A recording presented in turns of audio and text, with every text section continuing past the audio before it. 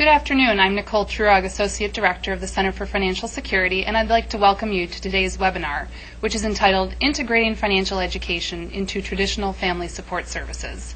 This webinar is part of the Family and Financial Security webinar series, sponsored by a grant from the UW-Madison School of Human Ecology Beckner Endowment. Our presenter today is Christy Schuch-Slack, Professor and Associate Director, UW-Madison School of Social Work. Our discussants today are Margaret Sherrodden, Professor of Social Work, University of Missouri St. Louis, and Research Professor, Center for Social Development at Washington University in St. Louis. And we also have Jonathan Mintz, Commissioner of the New York City Department of Consumer Affairs. A couple of quick housekeeping items before we get into the presentation. During today's webinar, if you have any technical difficulties, please call 1-800-442-4614. And to submit questions for the Q&A portion of the webinar, locate the dark gray bar near the top of MediaSite, click on the Ask a Question icon, and a window will open. Please type your name, email address, and your question and hit send. And with that, I'd like to turn it over to Christy. Thank you for joining us today. It's really a pleasure to have an opportunity to speak about this topic.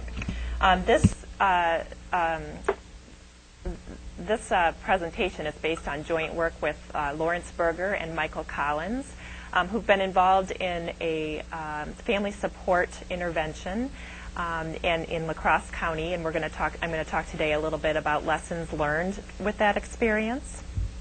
And it's going to focus specifically on a child maltreatment prevention initiative, and so we're going to apply our discussion to that particular context.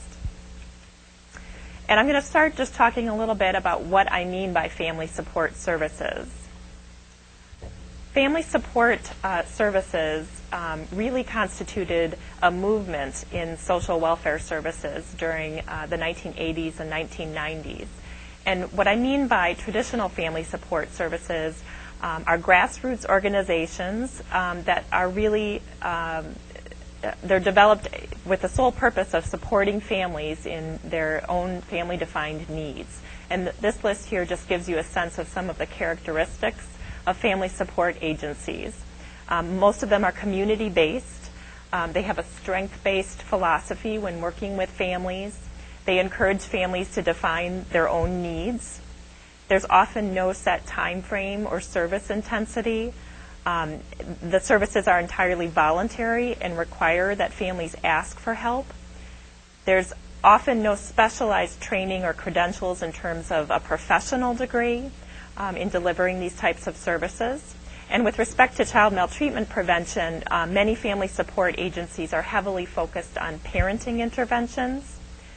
With this movement in the 1980s and 90s, there's a broad market for services, but one of the challenges with family support services is that they're often not successful at attracting people who don't know they need help.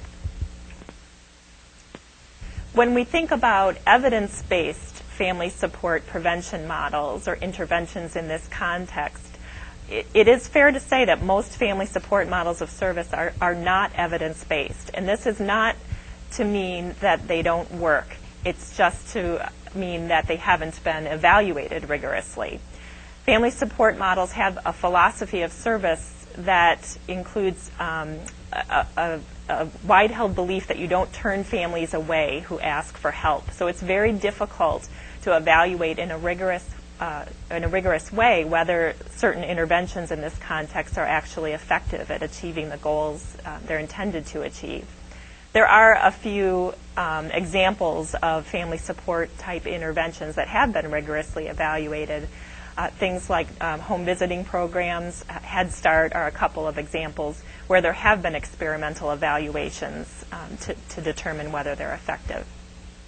And one of the challenges in evaluating the efficacy and the effectiveness of these types of models is that most of the time the interventions that take place in a family support service agency sound really good. And what we have to realize is that what sounds good doesn't always work, and we need to understand better for which families things work best for, and in an era of really scarce resources, if we're picking the right interventions.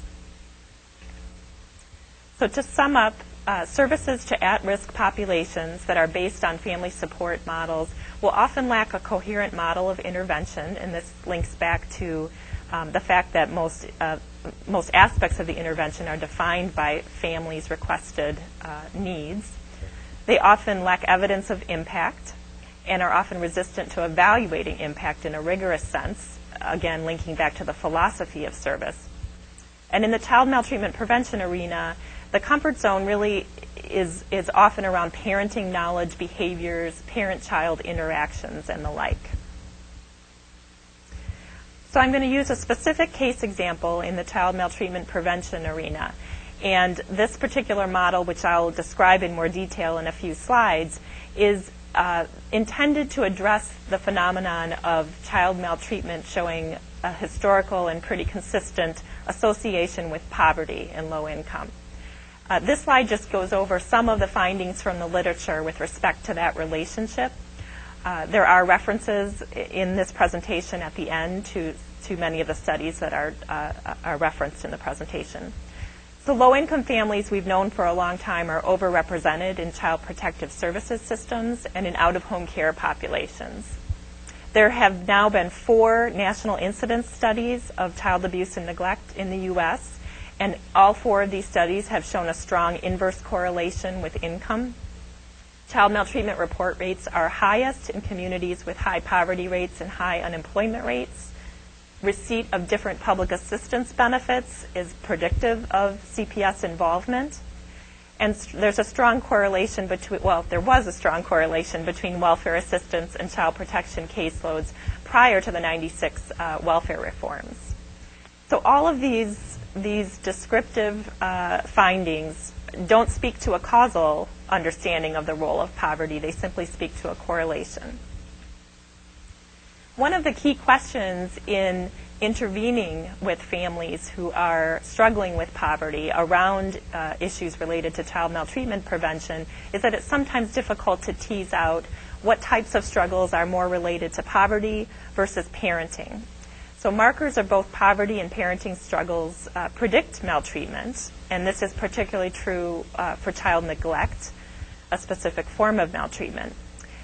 But parenting characteristics do not appear to explain the links between poverty and maltreatment. So if you have strong correlations between various indicators of poverty and child abuse and neglect, when you adjust for parenting factors, those associations between poverty and maltreatment do not go away. And this suggests that there are independent effects of both poverty and parenting. I want to just make a point here and make sure everybody understands that when I'm talking about this relationship between poverty and maltreatment, I'm not saying that most families who are struggling with poverty maltreat their children. This is not the case. So families in poverty constitute a large group, of which a very small group end up becoming involved in child protective services systems. The specific intervention that I'm going to apply our discussion to is called the Milwaukee Community Response Program Model. We first piloted this community response model in La Crosse County, and some of the findings that I'll talk about today stem from that pilot.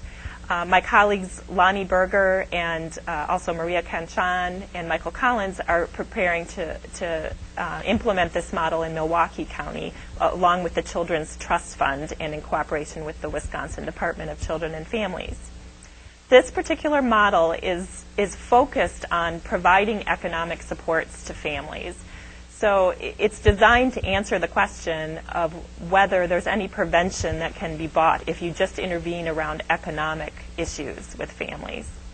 And there are 3 components to this particular model. One involves linking families to benefits and economic resources through a comprehensive assessment of what they're eligible for and what they may not be getting, and advocacy with accessing those benefits. I'll skip over to the bottom bubble here. Another pillar of this model is that there are flexible funds to provide emergency assistance on a one-time basis for families that are struggling with urgent economic needs. And then the middle pillar has to do with assisting families with financial decision making.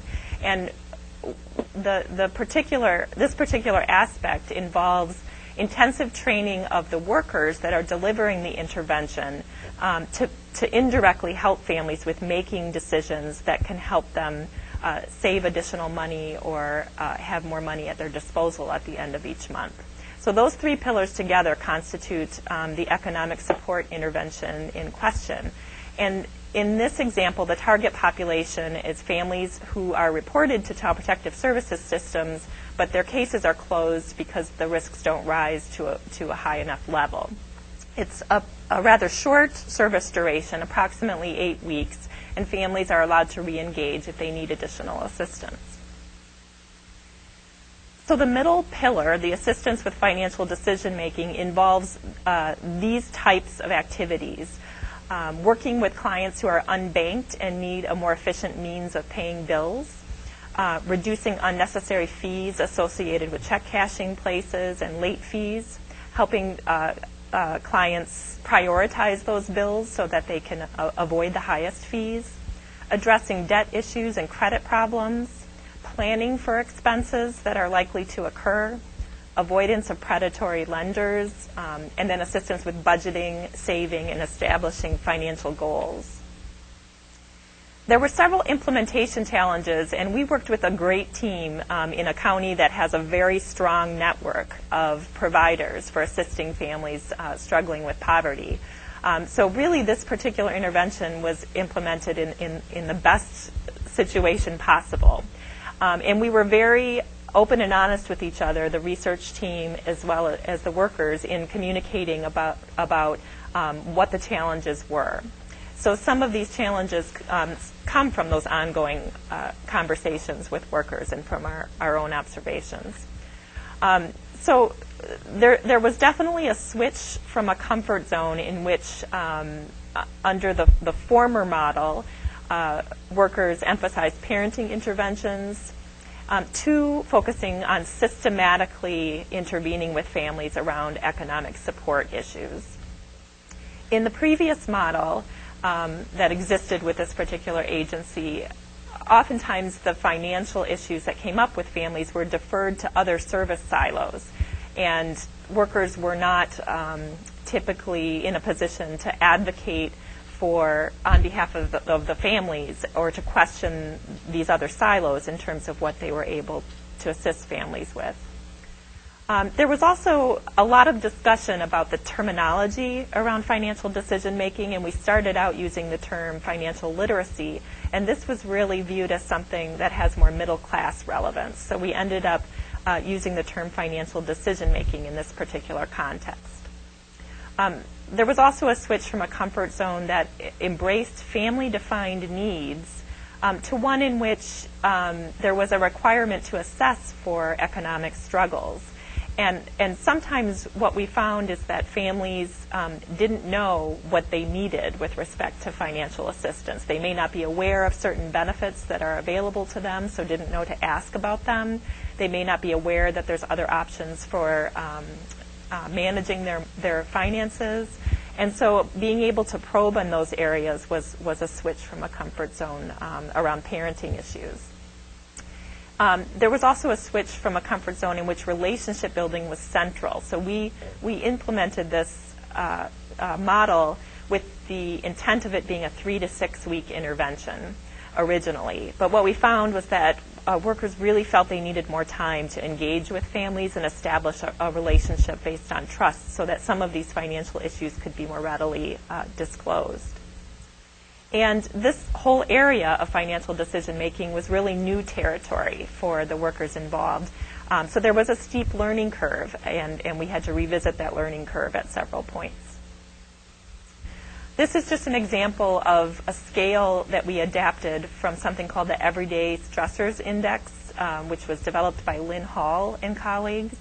And we adapted it to fit a longer list of financial strains. But we found that it worked really well in this intervention. It seemed to have good internal reliability and was predictive of several outcomes. And this is just briefly a distribution of the scale responses. Several other empirical findings. Participants' reports of benefit receipt were low relative to their reported monthly income levels, which really suggested to us that there was room for improvement in accessing benefits. 2/3 of participants believed that their credit ratings were very poor or poor. 80% had at least one financial goal, but most often this was related to housing and paying off bills. And levels of economic stress based on the scale that I just showed you were strongly associated with having no financial goals. Several observations from workers in reaction to this intervention. Workers found that there were several legitimate reasons that families gave for not pursuing benefits for which families were eligible. For instance, concerns that if a family increased their income, they may become ineligible for benefits they were receiving elsewhere. This quote was from a worker in reaction to this terminology around financial literacy. It really means something different for this service population. This is an observation from one of the workers. So most families in poverty have daily, weekly goals regarding their finances, such as paying for groceries, gas money, paying bills, and they do not think long-term towards building credit, paying off debt, avoiding late fees, etc. They focus on surviving one day to the next, not long-term impacts of their behavior. And so I think there's still room for us to learn how we engage families around some of those longer-term issues once some of the shorter-term issues are resolved. So some challenges and opportunities moving forward. You know, one of the biggest challenges, I think, in today's economic context and policy context is there really is no clear economic safety net for families with low incomes. There's economic insecurity writ broadly right now. There's no institutionalized emergency assistance options for families. Reasonable quality housing is limited with respect to access. There's very few family-friendly low-wage jobs, although the Earned Income Tax Credit does help some families reach a living wage. There's limited subsidized child care, particularly that of high quality. And overall, the system for helping families with low incomes is very fragmented and categorical. Public benefits central to quote-unquote financial literacy in low-income service populations.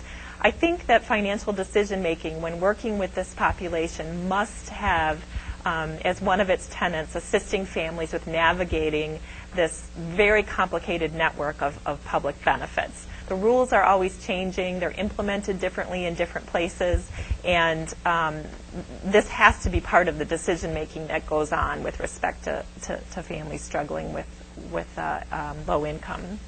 This slide just gives you some of the take-up rates of the more common public benefits that families may seek to access. This slide, which I won't go through in detail, gives an example of a particular family, what their financial situation is, what expenses they have each month, and what money is coming in, followed by a slide that shows how much additional money could be available to that family if they were to access several of these other benefits they're not currently receiving. So you can see just by looking at the red highlighted areas that there is room for helping this family in a meaningful way with respect to their monthly income. And if you think about that in a cumulative sense over many months, this could really be of a great benefit to this particular family. Short-term financial success is also central. So the long-term stuff we know is important, and we need to learn better how to accomplish some of those long-term goals. But dealing with these short-term financial successes is also central, delivering these kinds of services in a family support model. So, for example, unbanked families may be able to use prepaid credit cards to pay bills, so they avoid the ability to overdraft and incur large fees. It also saves them time and money if they are used to paying bills in person, if they have a means of doing so over the phone. And some of these small changes can translate into meaningful short-term savings. We need to rethink how to train the family support workforce. And this is not a criticism by any means of the existing family support workforce. I think part of the issue is that this is a territory, financial decision-making, that truly is still unfamiliar. In schools of social work, we don't typically teach this kind of curriculum, and you find a lot of social workers in these types of agencies and settings. We may explore things like financial literacy certificate programs to complement different curricula already in place. We need to learn a lot more about how to engage families around financial issues. So the workers in La Crosse were expert at engaging families around parenting issues, but it was new territory to try to engage families around some of these financial issues, and we had some struggles there. Assessing for economic stress and identifying unnecessary expenditures is an area that a lot of these types of child maltreatment prevention agencies don't typically explore. Empowering families to think longer term about financial goals, and trying to develop an understanding of the causal role of economic stress in many adverse family outcomes, so not just with respect to child maltreatment. So to sum up, I think we have begun to struggle with this, and we gave this a full force effort in La Crosse and are about to do so in Milwaukee. But we're really still learning how to most effectively achieve this in a family support type setting. And I'm hoping that our discussants will be able to shed further light on how we might improve in that regard. Great. Thank you, Christy. Just before we move on to Margaret, could you quickly share again the name of the economic stress level measurement tool? It's called the Everyday Stressors Index, and we adapted it quite a bit. So the original tool will look different than the one I had. Great, thank you. Sure. And also, I just want to let everyone know that today's PowerPoint presentations will be posted on the CFS website by the end of business today, and that's cfs.wisc.edu, and we'll have the whole archived webinar on the webpage within 1 week. So with that, I'd like to turn things over to Margaret Sheridan. Margaret? Hi, thank you so much, Nicole. Christy, I think this is exactly the kind of research that the field needs at this point, as financial services workers are asked to address increasingly complex financial issues, especially in today's times of economic crisis. I think what I'll do is just review very quickly what I'll talk about in case I don't have quite enough time to finish. I'll basically make 2 points. One is that our definition of what we call building financial capability in low-income households entails much of what Christy is talking about, including both financial education, financial guidance and advice, as well as delivery of quality financial services to low-income households. This whole, as Christy has just very aptly pointed out, raises many questions, both for the field, the practice field, but also for the financial services, the family services, educational institutions. So, first slide, the first substantive slide. So, research suggests that despite many obstacles, the poor families are active financial managers. They frequently know where every penny goes. They use mental and physical accounting to track their money. They often use resources very creatively, not always in an accepted way, but creatively. They set aside small amounts of money for emergencies, and when given the opportunity, our research suggests that they save for long-term opportunities. I work with individual development account research, and we have a lot of success stories when the right opportunities are available. Next slide. But they need more knowledge and resources, as Christy has just pointed out.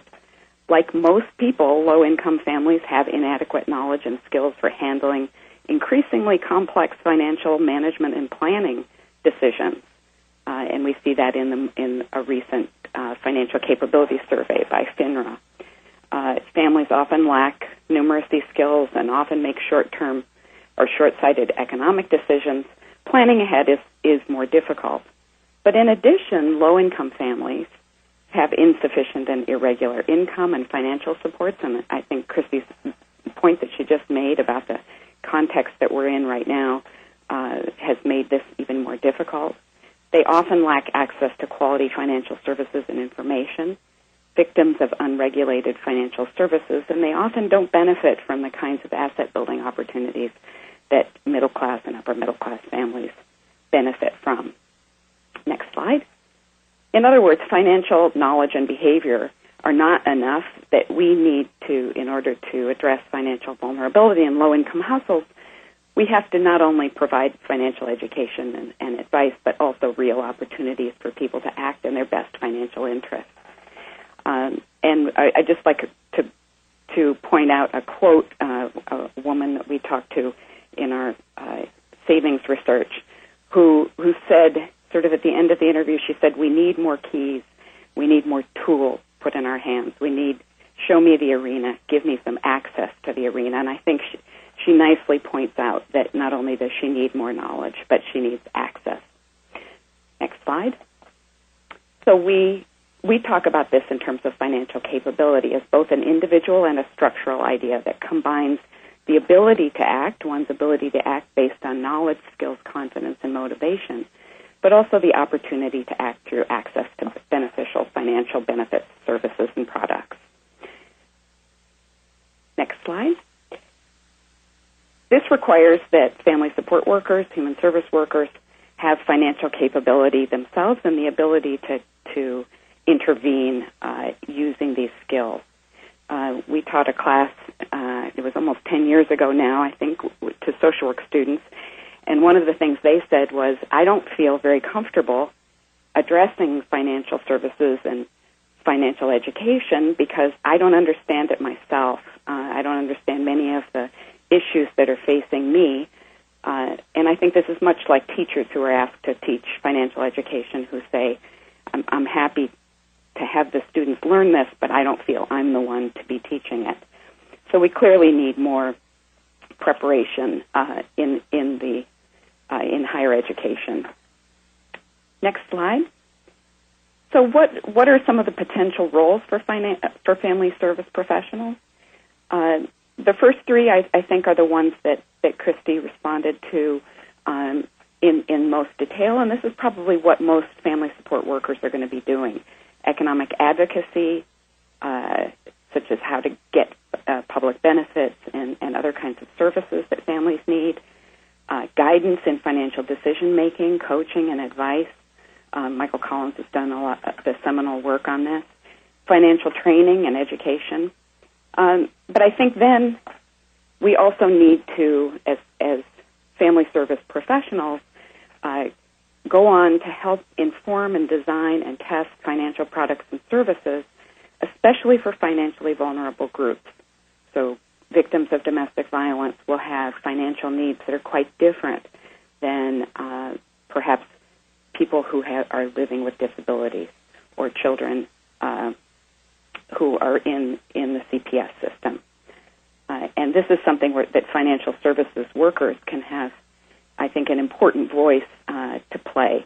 And I think that Jonathan Mintz will talk about this in just a minute. Policy advocacy. We now have a Consumer Financial Protection Bureau, and I think family support workers and family services workers need to become active in that. We need to learn how to do that and move towards policies that will help support families in areas of healthcare and housing in particular, where families become so financially vulnerable. And then research. It's very helpful to have family services workers involved in this. The kind of research that Christy points out is so important for us to be involved in. Next slide. Just very briefly, and I'll finish up here. Financial services and family support services, financial issues and family support services really has evolved over the last century, and especially today, turning back to particular interest in financial issues has really been a catalyst has been the economic crisis. Next slide. So how do we put the financial back into family support services? At the turn of the last century, this was one of the main things that human services workers did. So as we reopen that chapter, it raises many questions. Let me just talk very briefly about three of them. One is, what kind of financial training, both including the theory as well as knowledge and skills, should family support professionals receive? What kind of curriculum? Who will teach it? I don't think we have the answer to that. I think there's some very important experiments. The University of Maryland, the New York schools, and various others have been pioneering some of this work. What are the appropriate roles for family support professionals and other professionals and volunteers? I think we probably need to be thinking carefully about multidisciplinary teams. And then one other issue that I think that Karen Appleyard and Rowlingson in the UK have raised the issue of the kinds of sensitive issues regarding household financial management. Money is a tough topic. How we decide to spend, is it on a quinceañera, is it on the Hajj pilgrimage, is it on family reunions? These are subject of debate. So what kinds of values and skills people have, and the values around saving for the future, which is also a very value-laden kind of approach. So I'll stop there and look forward to questions and answers. Thank you. Thank you, Margaret. Before we go on to Jonathan, I would like to encourage our participants, please submit your questions because we will have time for Q&A today. So, Jonathan, we'll turn things over to you. Thanks so much. It's really exciting to hear this kind of thinking and the research and the receptivity on the social services end. I come to this issue from the financial empowerment programming end of this ledger, and I'm excited to talk a little bit about our experience with successes in this field and our current work and our thinking regarding the kinds of integration that we've been talking about so far today. If you look at the next slide, just very briefly, the context of where I'm coming from, I'm the commissioner of the Department of Consumer Affairs. We generally regulate fairness in the consumer marketplace. We do that through licensing and enforcement and outreach and education. I'll talk a little bit more about that in a moment. Mayor Bloomberg put together a blue ribbon panel a few years back that tried to look at innovative approaches to fighting poverty, and the obvious came up, which was, quote, more financial education. But when the City Hall dug deeper and said, well, where exactly in city government do we do financial education, the answer, which may not surprise most people on the phone, but was a bit of a shock internally, was, well, city government doesn't really do that sort of thing. And from that realization came the challenge to my agency, which was to try to figure out where we could bring the unique opportunities and powers of government into this mix. It led to the creation of something called the Office of Financial Empowerment within my agency, and you can see here on the slide our basic mission that plays off of our core financial protection and consumer protection work regarding educating, empowering, and protecting New Yorkers. If you flip to the next screen, one of the things that we were very careful about was to identify, particularly coming from an agency that was not a social service agency in the way most people thought about it, was to identify what did we mean when we were carving out and creating or defining this field of financial empowerment. And we identified four very specific buckets. One was the financial education and counseling. One is access to mainstream financial products and services. One is asset building, and that can be access to benefits, income, savings. And then the fourth is targeted consumer protections, particularly in the financial services arena. Just one quick additional note on context. When government enters into this work, there is a fascinating pressure as well as a fascinating ability. In terms of ability, we have the ability to leverage politics. When the mayor, or often when a city commissioner wants to grab a microphone or a camera and message to the public, that is an open opportunity. And there are many, obviously, political opportunities that arise over the course of our work. Power is quite literal. And I'll talk about this in a moment, we literally regulate and license and enforce against various practices and industries that are certainly very relevant to those with low incomes. But the pressure is also an interesting one, and one that I've and my colleagues have found very helpful, which is the mandate for success and the mandate for success at scale. Our job is not to figure out how many people we can help. Our job is to help everybody, and we are held accountable. And the money that we spend in thinking about it and in doing it and in talking about whether it succeeds is money that is public tax dollars. So that really fast forwards all of our efforts. And obviously, when you're thinking at scale, as a city must, you design for scale. And so that's been very instructive in the way that we have helped build this field. And when you talk scale in New York, you're talking massive scale. As just one example, we did a survey that showed how many unbanked New Yorkers there were, and the number is 825,000 unbanked New York adults. So that gives you some sense of the challenge and the way that we have to think about these programs. Next slide.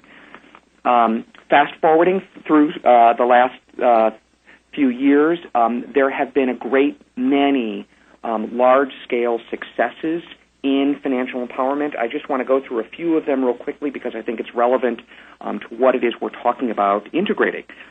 First, in the financial education and counseling arena, we created, and many of our sister cities created, something called the Financial Education Network, where we used our ability to pull together literally every provider of financial education services, either free or very low cost, and literally put them into a network that can be easily accessed by the public through 311 call systems and websites and what have you. We also ramped it up by creating here in New York a network of financial empowerment centers. These centers were testing whether or not we could deliver one-on-one professional financial counseling at scale in a way that had measurable impacts. The professional part of it was very important. We developed a very rigorous training program for our counselors. That training program is now about to become a 3-credit class at the City University of New York, and we are also developing a graduate-level course for the Social Service School at Columbia. So both undergraduate and graduate, the level of training rises to the level of professional in a very literal way. In the last few years, we have done about 20,000 sessions at these financial empowerment centers and measured a million, I guess I can't say a million to researchers, but dozens and dozens of different factors of success. We have, for example, reduced for our clients over $5.1 million in debt in just 2 years alone, one at a time, by having counselors take a look at what's going on in people's personal financial situation, picking up the phone, calling creditors, working out payment plans, negotiating away penalties, et cetera, et cetera. And so there's a very proven approach that we've got here in New York at scale, and some of our sister cities have started to do as well, to literally sit down and improve people's financial circumstances through a single counseling session, a couple of counseling sessions. In terms of access to banking, many of our cities and other cities through the Cities for Financial Empowerment Coalition that you may have seen mentioned on our last slide, of other cities that are doing the same thing. There are a lot of cities that have bank-on programs, which are large-scale outreach programs that are meant to connect mainstream banks and credit unions to those who are unbanked. Other cities, including New York, have also developed very specific banking products that they have used their political weight to leverage and negotiate with banks in order to insert those banking products into particular programs. As a couple of examples, there was a summer youth employment program a couple years ago. Approximately 30,000 kids were going to be paid approximately $50 million over the course of the summer, and we ensured that those payments were made through bank accounts.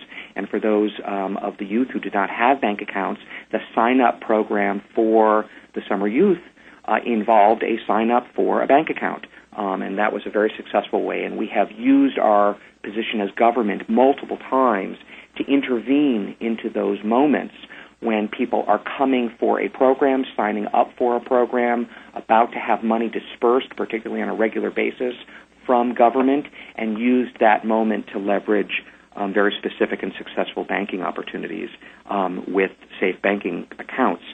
Asset building, there's a Save USA program that we started here in New York that we're now seeing replicated through the Obama administration Social Innovation Fund that takes the tax moment when people are literally told by their tax preparer that they're about to receive what is often the biggest payment they're going to get all year, which is the EITC, and it encourages them to split part of their refund before they even get it into a savings product, and if they choose to take it out, they can, but if they leave it there for a year, we've used private dollars to match them 50 cents on the dollar as a reward. That's been an incredibly successful program, showing, as both Professor Slack and Professor Sherrodin have talked about, that given the right opportunity, people will take advantage, even with very low incomes.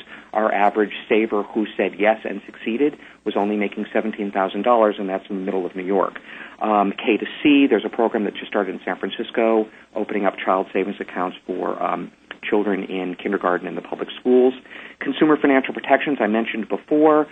We literally license debt collectors. We license employment agencies, process servers, used car dealers, etc. You can use licensing to change the way that these industries interact with people. You can use zoning opportunities. You can do targeted enforcement. We go after tax preparers that misrepresent what refund anticipation loans are. For example, we just issued a round of subpoenas to a bunch of debt settlement companies, etc.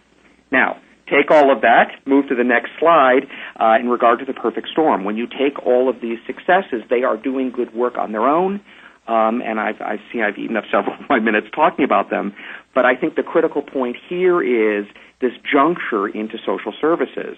So we've developed these programs that have measurable successes, and at the same time, we see in the social services arena this suffering from the decrease of resources, of course, ironically, at this terrible time when people's needs are so great.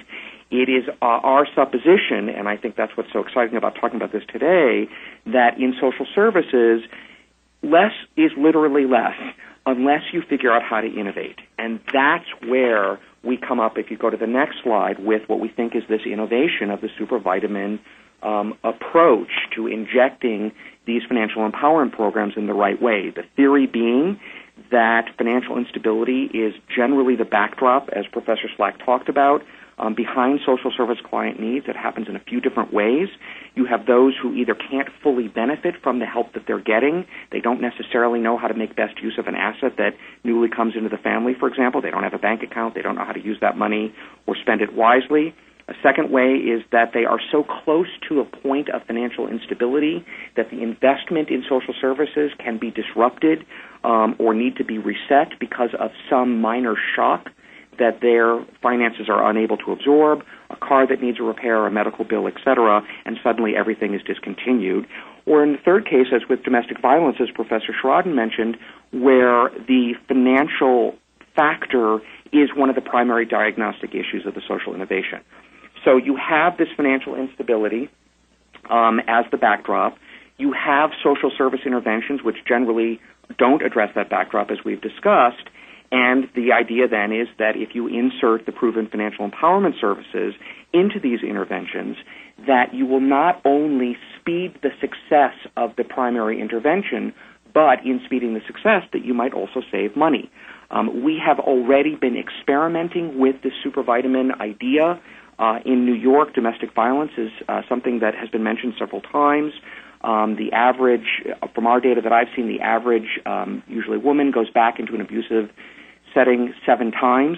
44% of our victims say that the top reason they go back is because of financial instability. Take a look at foreclosure prevention. Even if you navigate your way through a mortgage workout, 2/3 of those workouts fail within a couple of months. The reason because of the broader financial instability.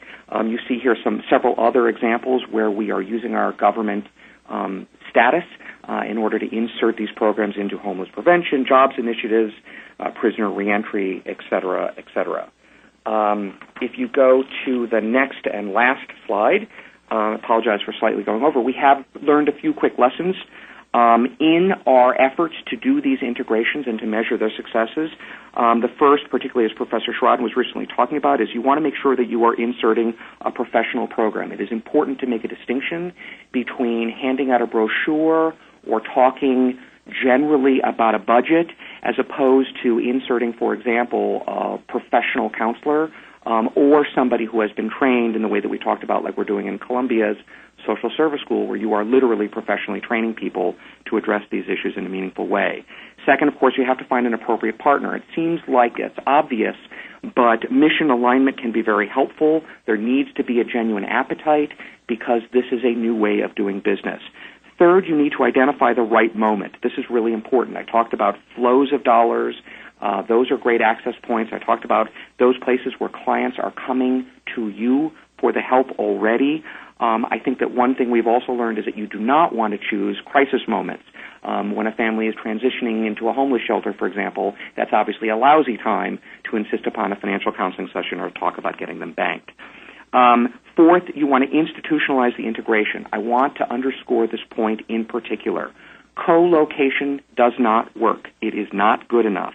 You need to formally integrate the intervention into the primary set of services that are being offered. If there is a 4-step process, make the financial empowerment integration, whether it's counseling, banking, whatever it is, step 2 or step 3. Don't make it a handoff. You need to weave it into the program. Otherwise, frankly, it doesn't happen. Behavioral economic factors set in, and it doesn't work. Finally, and I know I'm preaching to the choir, you want to be sure to quantify real results.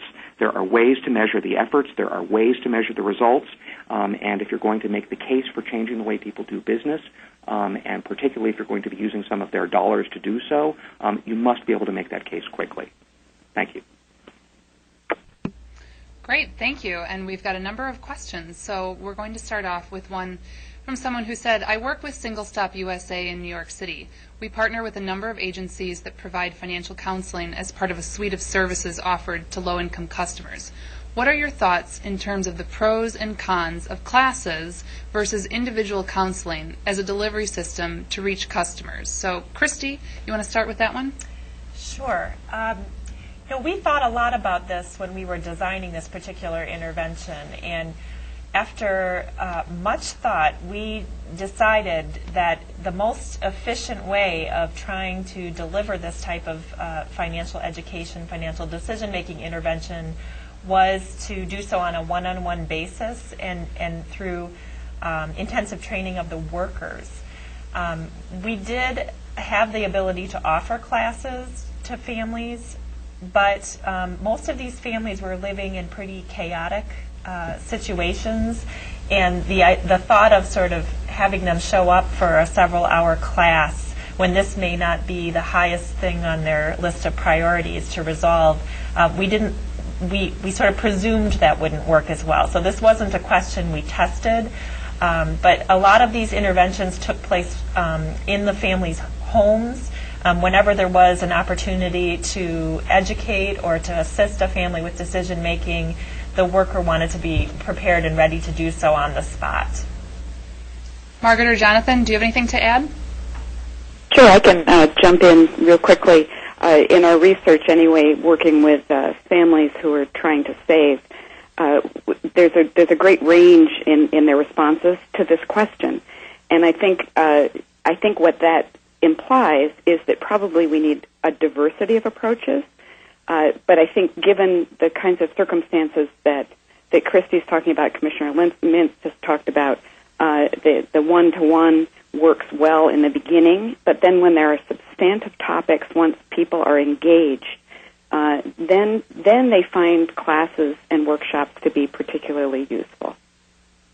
This is Jonathan. I would just agree and just add that I think we've all learned so much from the behavioral economics field, and I think that even the best of classes can only encourage people to either go apply the information if they are willing to take that step and able to take that step, or to convince them to go do something specific, and then you have to rely upon the hope that they in fact go do that. We have found that while there's a real value to sort of priming the pump, I think in a way that sometimes classes can do, to sort of flip the equation from Professor Schrod's perspective, which I also thought was interesting, we are finding that these individual counseling sessions are leading to immediate and literal and quantifiable results. And I think that in an era of dwindling resources, I think we need to jump, and increasing trouble, I think we need to jump right to it as often as possible. Great. Well, that actually leads into another question that was submitted is how do we begin to quantify the results of our financial education classes? So any tips or examples of that? Well, I think, this is Jonathan, I think that if the question is specific to classes, that is a very difficult question and one that has plagued the financial education and asset building field for a long time.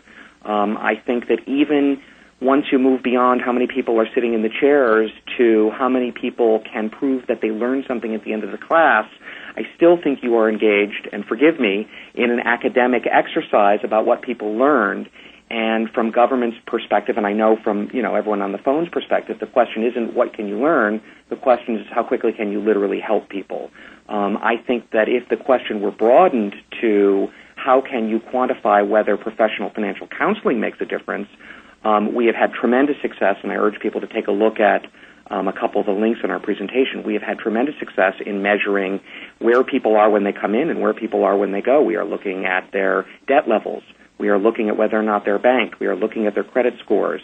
You can, when you are delivering professional services and holding people to those outcomes, the providers to the outcomes, you can quantify what the outcomes are for your clients. And as I say, in just a couple of years, we have literally helped reduce debt, over $5 million, a couple thousand at a time getting on the telephone. It's a very quantifiable approach. Great, thank you. A popular question coming in is, have you encountered resistance from any workers integrating these new approaches, services into their existing work? How do you address that? And then also with the idea of public funding streams already having numerous reporting requirements, and this some staff may view as something additional to their work, how do you really address this? I think the first question about the resistance, so this was a unique situation for us. It was an experimental evaluation, which I neglected to say, and La Crosse County actually volunteered to be the site for this intervention. And so there wasn't resistance to doing this kind of intervention. I think it really was more about the comfort level with delivering this type of intervention. We spent a lot of time trying to come up with an effective way to sort of relay this information to workers. And I think one of the mistakes that we made as the research and evaluation team is sort of delivering too much at once and not sort of delivering enough shots in the arm along the way. But workers were very good about letting us know, if there was something they weren't understanding or something that wasn't working well. So we were able to have that back and forth along the way. I think workers are open to this type of intervention. We work with a larger network of community response programs. And I will say in the very beginning, there was resistance to even asking about economic issues with some of the sites. But that quickly turned as people realized it was an effective way, an effective hook for a lot of families to talk about the stresses in that arena. I think it is more about the comfort level and needing to find an effective way to deliver the training to this type of staff.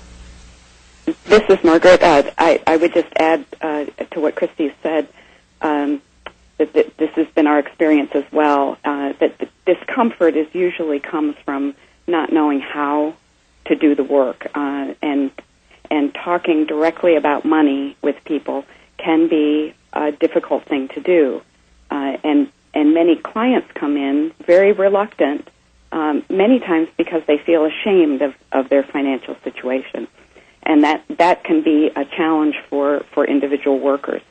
And I would just add that I think we must begin in institutions like mine and Christie's. We need to be teaching this in the schools where family support workers are being trained.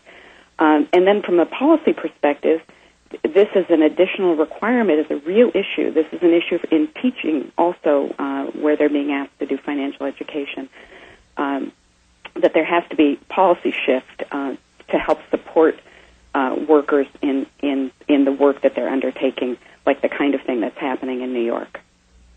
This is Jonathan. I would just add on the resistance issue, pulling back from the individual providers with just a reminder that there are different ways to do this integration, by the way. One is to train the primary intervention professionals. The other way is to subcontract for the other professionals and weave them into the process that I mentioned. So there are two ways to do it.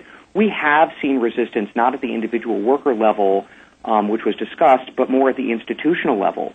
There are those who say, and this is a very common reaction at the beginning, not, oh, that's a good idea or that's not a good idea, but instead they say, oh, we're already doing that. The other thing is people will, in cities like New York, they'll say, well, we don't have room for another counselor. So there can be different kinds of resistance, which is one of the reasons that I think if you can prove this work, then you need to build it into the funding streams. And then in terms of the funding, I just go back to our basic theory. The money is dwindling. And that means people are going to get less help. And if you recognize that they need more help, and if you recognize that this is the backdrop, as I was discussing earlier, of so much of the problem, then I think you need to innovate in this way. And so sometimes vitamins are a little bit hard to swallow, but I believe it is the way toward not just having less mean less. So there was another part to this question about other measures and accountability measures that family support agencies may already be required to report on, and how does this get effectively integrated on top of these other demands? And I do think that's a very fair question. I mean, these are often families that are dealing with pretty tremendous problems and multiple problems. And to ask workers to add sort of another layer of an intervention that they're uncomfortable delivering is a lot to ask. And one of the goals of the intervention that I spoke about today is really to try to isolate the effect of just delivering this type of intervention around economic stressors. Because if we're able to show, and we don't yet have the final results, so there were a couple questions on whether this intervention has been shown to be effective, so that there's more on that to come. But if we find it does have an impact and it's able to buy some level of prevention, that's a pretty compelling, that could be a pretty compelling finding for a lot of different types of family support service agencies doing prevention work. And I think that might be a convincing start to making this part of the package in a more systematic way. Great. Another question is about the measurement and the time frame being used to measure change. So, Jonathan, maybe you'd like to start with that about the families that have been worked with. Is this, 6 months or a year? And also, when the workers are working with the families, are they addressing additional challenges and crises that are occurring or ongoing? So, in our work that's not integrated, in the actual financial empowerment centers where people are coming in for the training, which I'll address first, the feedback and the results is often instantaneous. I think about 2/3 of our clients only come in once. So at the end of that session, we are literally able to say the counselor picked up the phone, called the 3 people to whom they owed money, got them to renegotiate the debt, and now rather than owing $10,000, they owe $6,000. Boom, we just saved that person $4,000 plus the continual drowning in interest and fees. So there are very real ways to measure those interventions. When they are integrated, as everyone has noted, obviously there's something more complicated going on, which is why it's important that you pick the right moment to insert the empowerment integration, whether it's a counseling or banking or whatever it is. But again, the financial empowerment part of this, in some ways, is simpler because it's so concrete.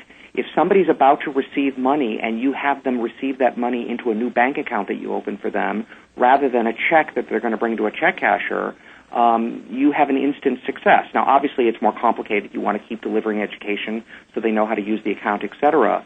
But there are ways to have very literal, early, almost immediate, in many cases, interventions. And then you get some that are coming more often for more complicated problems, and you continue to test.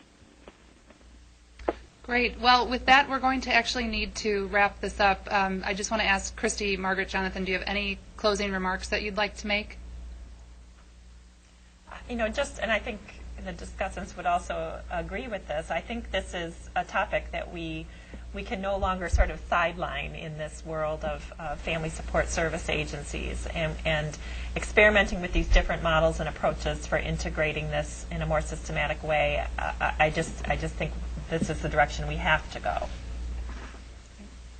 This is Jonathan. I just definitely want to thank everyone for the opportunity, and this has been very interesting for me as well. I agree absolutely with Professor Sheridan that that the current times demand this kind of thinking and these kinds of efforts. The clients that people are seeing need their financial instability addressed, either because of the direct or the indirect relationship to what it is you are trying to help them with. And I think that this question of the financial stability and the measurable ways in which you can integrate these services offers great opportunities. As I say, there are many cities that are already doing this and doing this at some scale. And we remain open to looking to other ways that we can engage the research community at the same time in order to make the case for broader policy. This is Margaret. I want to thank you as well. I think this discussion is one of hopefully many more that come. I hope that we can we all have access to the questions that came in that didn't get addressed. I think that would be interesting for those of us who are working in the field, trying to respond to the kinds of questions that practitioners and others are asking. Yes, I'll share those with the group, and I would like to thank Christy and Margaret and Jonathan and also all of our participants. We really appreciate all of the feedback and the questions. The slides of today's presentations will be at http://cfs.wisc.edu by the end of business today, and we will post the entire archived webinar within 1 week of today. And I'd just like to let you know that our next webinar is on Tuesday, September 13th, 1 p.m. Central, and Stephanie Moulton from Ohio State University will present financial planning for home buyers. So everyone will receive a registration email for that as well. So thank you and have a great day.